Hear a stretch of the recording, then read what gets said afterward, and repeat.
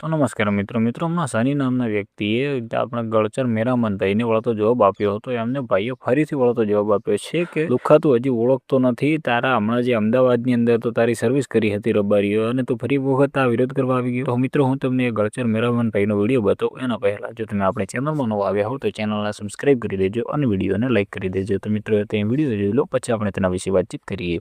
લુખ્ખા રહેવા દે. તને હમણાં જ અમારા સમાજે અમદાવાદમાં તારી સર્વિસ કરી, તું ભૂલી ગયો? એ જ આ તારા બાપ રબારી છે. એટલે તું વ્યવસ્થિત બોલ, સભ્યતાથી બોલ, તો મજા નહીં આવે. એટલે તને અમારે અડવું પડે હરુભરું. તું કે અહીંયા હું આવવા તૈયાર છું, તું ઇસ્ટમ મારો એકવાર ફોન ઉપાડી લે. તારા બાપનો જો હું મજા આવે એ તને.